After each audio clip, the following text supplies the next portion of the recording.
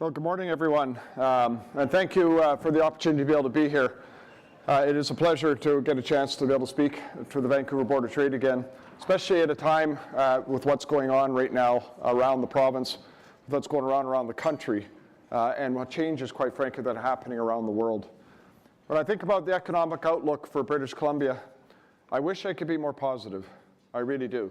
I don't like to be negative about these things. These are people's jobs. These are communities. These are lives that are being impacted by what's happening. And what we've seen, unfortunately, has been a steady decline in our economic activity under the current government. It's been an approach that's been made very, very difficult to get anything done. It's very difficult to get permits. It takes years to get through any sort of process. And quite frankly, in many cases, particularly with the resource sector, it's met with a hostility from our government. When you look at this and you think about where we're at, shocking stat for me that I heard or that I looked at just recently, close to 25% of our personal income taxes just goes to pay interest on our debt. 25% just for interest on our debt. We think about how much that money could be spent elsewhere. But more importantly, how do we get out of this problem? Our deficit is more than half of personal income taxes. We need to grow the economy. There's only one answer. We have to get things going. And we need to treat this, quite frankly, as an emergency. We need to treat the economic challenge that we have as an emergency. And I know, David Eby and government wants to talk about tariffs and talk about Trump and a war room and all that kind of stuff, and that's serious, and I will talk about that as well. But the reality is, if we want to be able to see the improvements that we need in healthcare, if we want to be able to see the improvements that we want in our quality of life and affordability, we have to have a strong economy. We have to drive investment in this province. So that means there has to be big changes. There are 17 mines that could potentially be opened in this province. It takes 15 years to get a mine through the process here. You go to Sweden, it takes 2 years. Sweden, by arguably, is a more socialist government than what we have here in British Columbia. They're more environmentally friendly than they are here, and I think we've got some of the best standards in the world. They can do it in 2 years. Why does it take us 15 years? Even you go to Australia, it's 2 to 3 years. Chile's 5 years.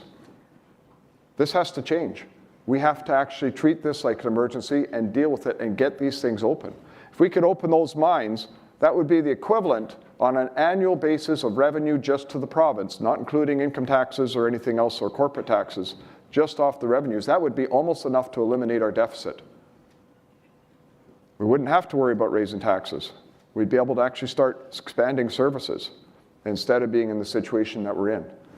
When it comes to LNG and the opportunities for natural gas, I was just over in Alberta yesterday, and I'm meeting with Danielle Smith and talking about what they're doing and the potential and the continual opportunity for our hydrocarbon industry.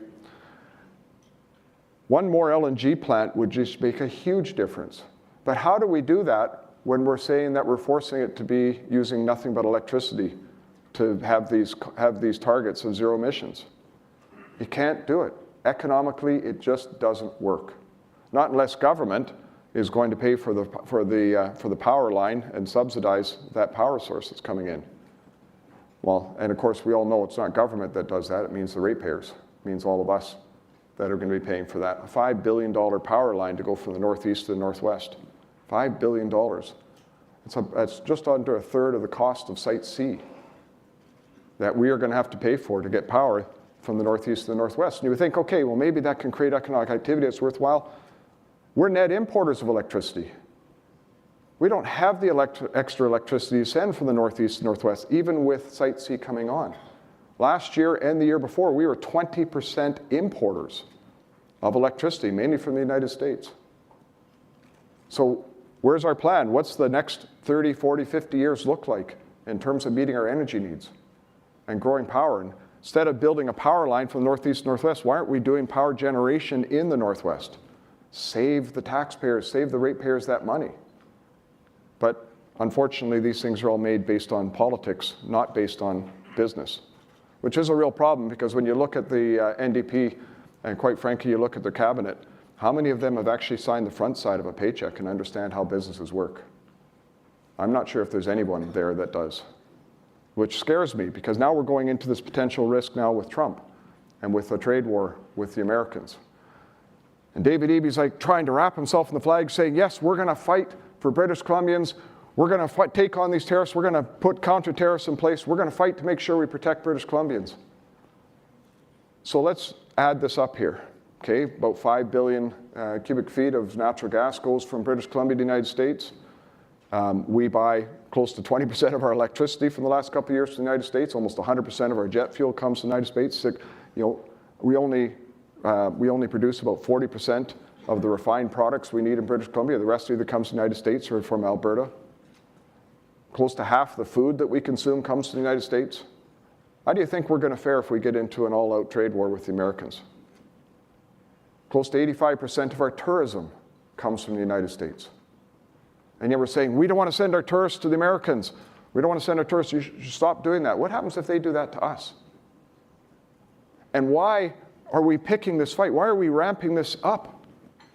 When we asked one simple question from Trump, protect our borders and stop the flow of fentanyl. Shouldn't we be wanting to do that for British Columbians? Why wouldn't we do this? As I said, I was just over talking with Danielle Smith yesterday. They're taking measures to help strengthen their border in the south. They're working with the federal government on it, but they're making some investments because they recognize, they're selling billions of dollars every year to the Americans. They don't want to be in the middle of a trade fight. And the odd thing is, Saskatchewan's also doing that. Ontario's also doing that. Even the NDP government in Manitoba is doing that.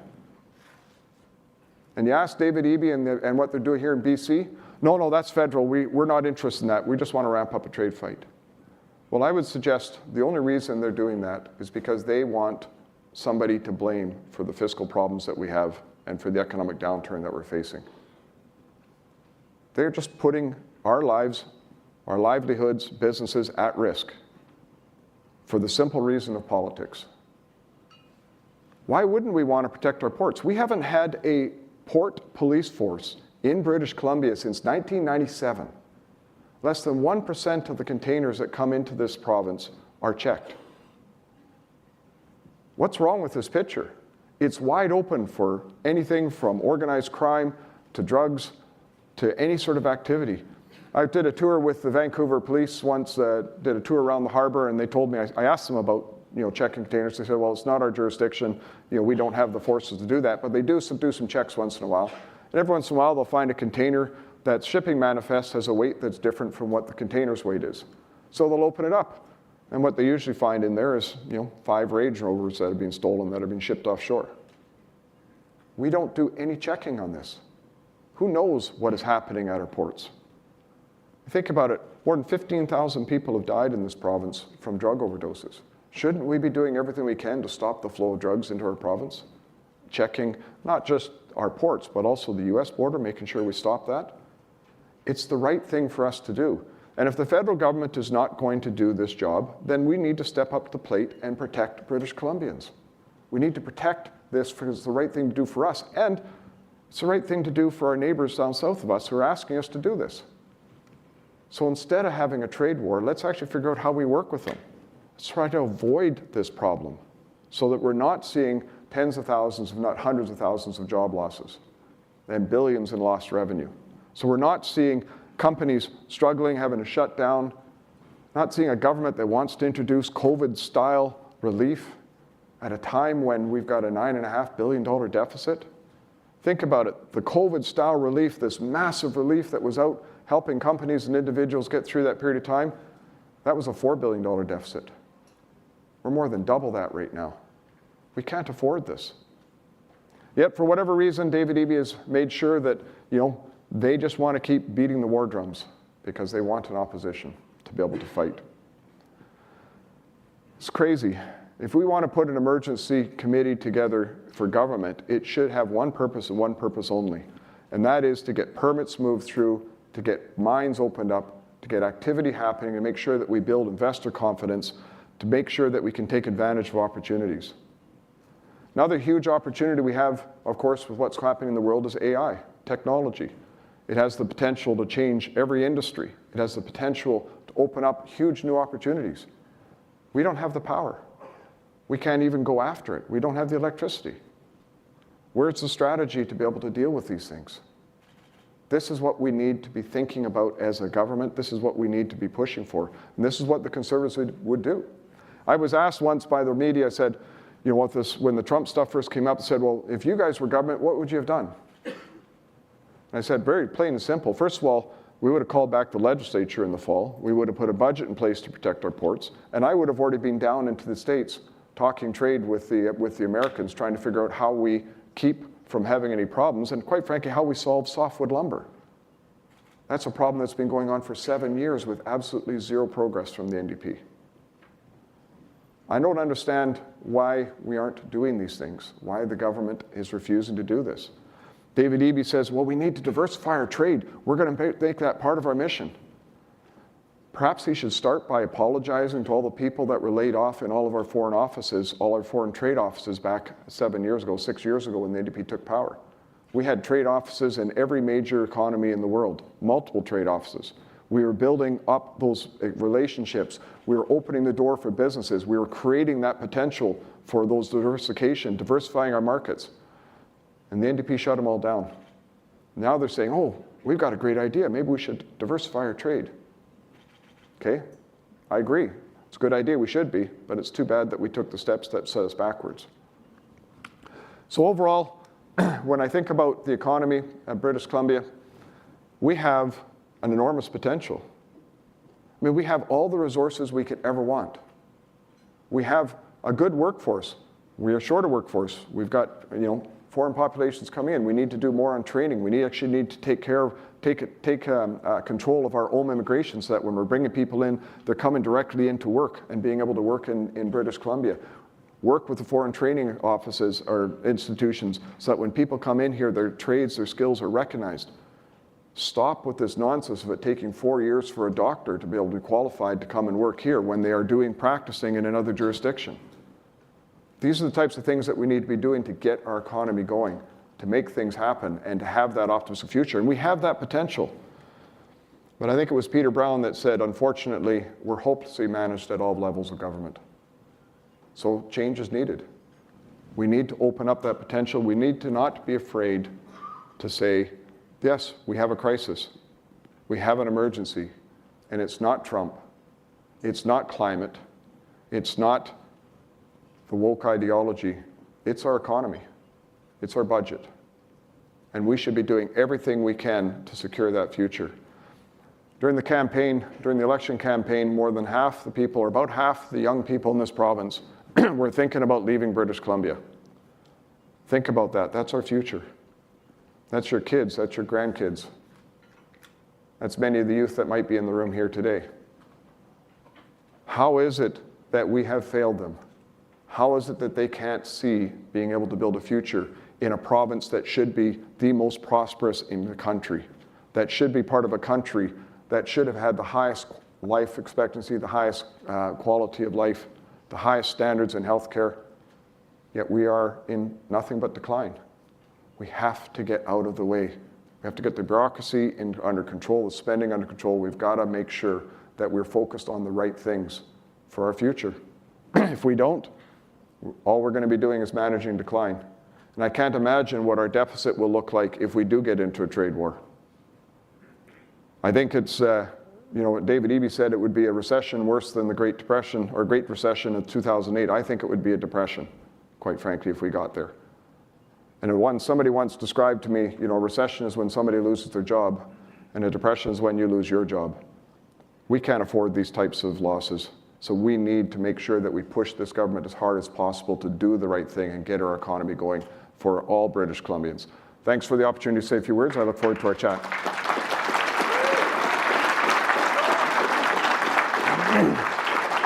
I appreciate you taking some time with us to lay out your approach. And maybe I'm going to just back up a little bit. Earlier today, we launched what was known as the 3% Challenge, which we briefed you on, which is an agenda for economic growth, and urging all MLAs to embrace this and adopt this for all government policy.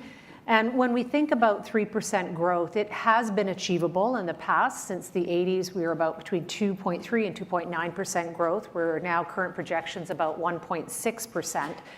So when we think about what we need to do to get to 3% growth, knowing that there could be some very rough waters with these 25% tariffs or whatever it might look like, this is an opportunity for us to focus on their economic challenges that have been longstanding in British Columbia. So in your mind, what are some things that the province should be doing right now that would put us on the path to 3% growth?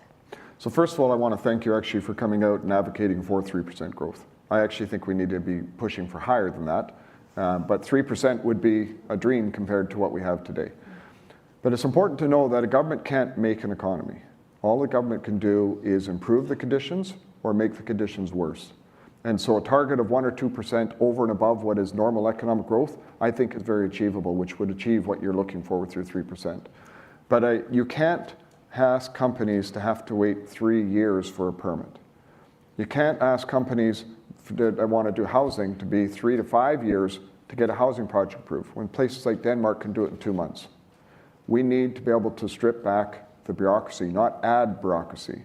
And I think Mark Twain had it best when he said, the bureaucracy is expanding to support the expanding bureaucracy. We need to get that under control so that it's not as much burden that's in place. And so a lot of that's red tape that's got to be reduced, but it's a government that has to understand that it is the economy. It is the economy. It is the economy. There's no other thing that matters at this point. It is the economy that we need to focus on and just take those steps. And it comes at a time where a lot of these major projects are coming to completion, whether we're talking about Site C, Trans Mountain, Coastal GasLink, LNG Phase 1. When you look at the opportunity on that project scale, what do you think are some of the great opportunities for British Columbia just in the nearer term? LNG Canada Phase 2 should be started tomorrow. Government should be doing everything they possibly can to get that project going and the investment that would be there. That would be one nice large project that we could get off the ground fairly easily. I think, quite frankly, we should lift these restrictions of needing to use electricity for e-drive for other LNG projects.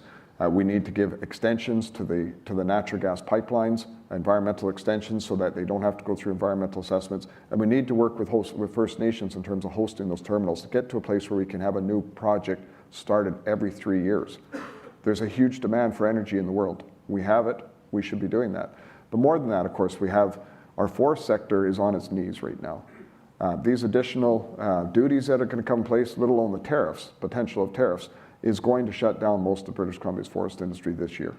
And that, to me, is completely unacceptable. We've got a government that is just turning a blind eye to it. We need to do everything we can to drive out the costs and once again get the time factor reduced as much as possible. So my recommendation to the government is really simple. I mean, first of all, it'd be nice if they just resigned and then we could take over. But that would be recommendation number 1 from you. If they're going to carry on, though, if we are going to carry on the full term, they should be taking a dramatic look at how to just get government out of the way and have a 3 to 6 month permitting process, period. And here's the beauty of these timelines, or not the beauty, the problem of these timelines. So right now there's, I think, a 2-year time frame for open April mine. But the problem is they can stop the clock at any time, and you could be doing 3 or 5 years worth of work just to get into the process before you get into these timelines. Enough of that nonsense, right? We got to rely on the professionals, the work that they do, and make sure that we get these things going in our province. And I guess maybe the last thing to say, and sorry for going on a bit of rant, look, a big piece is investor confidence. Whether it is small business that needs to expand, to hire some people, whether it is a new company that wants to come in for technology or for other opportunities, whether it's a resource company, people have to have the confidence to invest in this province and the expectation to be able to get a reasonable return over a reasonable period of time. You go down to the States as a company and open up a business down there, the governor meets you at the plane, tours you around. What can we do? What can we help? We're really appreciative that you're here. You're opening up, you're creating jobs. We're met with hostility in this province instead. This needs to change. So these tariffs come at a time where you weren't in the room, but Minister Bailey was talking about the kind of projections and the work that is underway, given the budget is 5 weeks from being delivered. What do you think the impact could be? We are sitting at the BC's largest deficit in history of $9 billion, and it may very well be higher by the time we see the budget. What do you anticipate, what are you kind of maybe bracing yourself for when budget comes out in 5 weeks? Well, $9.5 billion deficit, and it just rolls off the tongue, and I suspect it will be larger. I expect it'll be somewhere between 10 and 12 billion by the end of March. The challenge, quite frankly, is I don't see a plan to reduce that. He says he's going to freeze, hiring within government, but then he talks about, he's opening up and doing more things. Well, how does that work? He's promised to do some tax relief, and we know that we desperately need tax relief in this province, in terms of the $1,000 per family. And now he's saying, well, because of Trump, we might not be able to do that. So what I'm anticipating, quite frankly, is a budget that is going to be unimaginative in terms of what we need to do to get our economy going in this project. I'm anticipating it's going to be a budget that's going to be full of red ink without a clear path to being able to get us out of deficit spending. And I'm expecting debt downgrades. I'm expecting that we're going to be paying more interest on our debt. And I suspect, it'll all sound roses, but the reality is I'm expecting we're heading towards an EB recession. And I expect I'll be speaking to you in 5 weeks about the budget. Maybe moving on to tariffs then. You were talking just a few minutes ago that you don't necessarily think that retaliatory measures is the way to go. So what would be your approach if you were leading the province, and what would be your recommendation to the federal government? So like I say, the first thing we should do is put a port police in place. Actually monitor our ports, have an investigative force that is going to deal with any potential organized crime, deal with the drugs coming in. We need to work with the federal government and the American government on our border security on the southern side. And we've got drugs that are flowing, we've got guns, we've got other problems on our southern border as well with the US. So I think those are the first steps that should be taken. And I find it interesting when I look at the war committee that David Eby struck. He doesn't have the Attorney General on there, the Solicitor General. Our issues here are drugs and our borders. Those are the people that would be involved with that. Why aren't they involved in what we need to be doing? So yeah, the first thing we need to do is deal with that. If after taking the investments that are needed to start that process, to show the improvements, to working with Americans, and then they decide to be jerks and start going after us, okay, now we should be looking at retaliatory measures. But the reality is this, we only procure 40% of the food, or a third of the food that we consume from BC. We are vulnerable. We need to double our food production, should be a focus there. We need to increase refining capacity in this province. We do not meet what we need. I mean, if the Americans... Are you talking changes to the agricultural land reserve or the 50-50 rule or there's all kinds production? of things that are needed there to do that. But, we rely on YVR for tourism, for business, for activity. Almost all of our jet fuel comes from down south of the border. All the Americans have to do is just shut that off if they decide if we want to poke them in the eye. And what would we do then? I mean, the damage that could be done to British Columbia is unbelievable. And for us to be picking a fight with this just doesn't make any sense. I think it's really irresponsible. I want to get a couple of questions in from Slido, and we've really covered the first two on the important project would be LNG Canada Phase 2. And the second question, I mean, you'd be advocating for a cutback in government spending. I mean, we talked a little bit about the budget, but are you advocating and recommending that government doesn't provide any kind of resources, for example, when it comes to tariff relief? Yeah, like I say, my preference would be let's not worry about going into a tariff war. Mm-hmm. Let's do the steps to avoid that. And only then should we be looking at putting emergency measures in place to be able to help if we end up in that situation.